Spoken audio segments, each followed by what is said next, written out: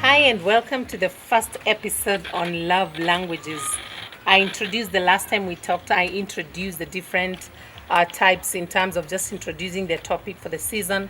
And we agreed that I'm going to be sharing about the different love languages that couples use in their relationship. And so, particularly, this one is focused on married couples. So, if you're not married, you could watch, you could listen, but really, this is for the married couples. So, as we begin, let's remember that each couple communicates differently when it comes to their love language. And I'm not just talking about physical intimacy, lest everybody mind goes there, but I'm just talking of the way we communicate as married couples. People are different in the way they communicate. And sometimes the one that stands out for you doesn't stand out for your partner. And that can bring a challenge in your relationship if you don't understand how your partner communicates. And so today I will begin with the first one, which is affirming words or affirmation. Affirmation is a type of language that some couples use or some partners love to use, while others are just nil or zero on affirmation. What do I mean by that? Affirming your partner is basically telling your partner what you love about them. We've grown up in a culture, particularly in Africa, where people will always, focus so much on the negative and not too much on the positive. I'm not so sure why is that, but I thank God because God's word has come and taught us that it's good to speak. Let the weak say, I am strong. Let the poor say, I am rich. It seems contradictory, but I think at the end of the day, it's better to be positive than negative. And I always ask people, how much do you earn by just being negative? How much do you earn by being depressed? Why don't you look at life from a positive point of view? And so affirmation, especially from a marital perspective, means affirm your partner, tell them what you love about them, some small acts of praise, complimenting your partner. If they've dressed well, tell them they've dressed nicely. Have you ever known on most occasions we rarely tell our partners, oh, by the way, you look smarter? I'm speaking generally. Many times it's sayo nguo umevaa inakaaje. In other words, 4 days I've dressed well, but day 5 when I make a mistake and dress in a way that's not pleasant, that's when you pick it. I think we need to deliberately choose to become positive and affirm our partners. You can pick a memory, especially married couples who love each other, take lots of photos together.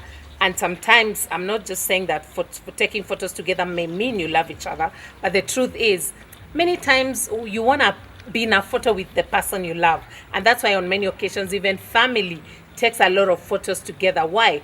To create memories. And in a family, by the way, there's always this one person that will love photos. So even if you're the person that doesn't love photos, allow the other person to enjoy taking the photos, and then you can one day unleash. Sometimes I unleash these old memories, and someone is like, where did you get this? Including friends, not just my husband. So I want to say, let's learn to unleash some pleasant memories. Get out an old photo, especially if it's during an anniversary or a birthday, and surprise your partner with it. And then, of course, finally, when it comes to affirming, it is good to affirm your partner in front of other people, and you really mean it from the depth of your heart. Why? Because I've had a statement, especially where people say, oh, when people flash their photos on social media, or when your partner keeps saying, I love you, telling the rest of the world, oh, how much I love my wife, my husband, they are the worst pretenders. I don't agree with that, because what are you going to earn by lying to the world that you love your partner? I think the people that tend to say that actually feel intimidated, and they feel bad that other people can share their love in public. So one of the ways to make your partner really feel affirmed and appreciated is that you praise them in public and mean it from your heart. But if you're going to use it to hide something you're doing behind closed doors or behind your partner's back, then it's not worth it. You better not say it. So for today, I'm talking about affirming your partner, and then the other one is spending quality time. Quality time. If I was in class, I'll tell students, say after me, or if it's a preacher, they would say, repeat this after me. But really, I want you to focus on the aspect of quality, in capital letters, quality time. We live in a world where people are really busy. They don't have time for one another. Everybody is rushing to make an extra shilling. In Kenya, for the global audience, they're running to make an extra dollar, an extra buck somewhere. But I want to say, let's learn to create time for one another. Take your partner out for dinner. It doesn't have to be in a fancy restaurant. You can take them out for tea and mandazi. You know, the idea is spend quality time together. For those that live near coastal areas, one of the most priceless things God has given people is something called the beach near the sea. Take time and walk. If you can drive, it's not too far. If you can afford to fly there, like in Kenya, the beach is only 45 minutes away from Nairobi. There are couples that have been blessed enough and they can fly on a weekend and go enjoy the beach and come back to the city.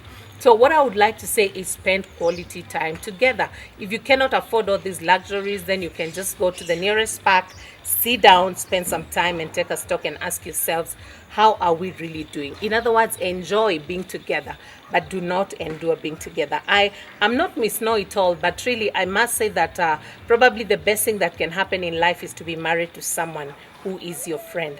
And so today, let's affirm each other. Let's spend quality time together. If you've enjoyed this video, please share it with a friend, like the link, and also subscribe if you're not following me on my YouTube channel and David Jada. Until next time, this is me saying God bless you and have a happy marriage.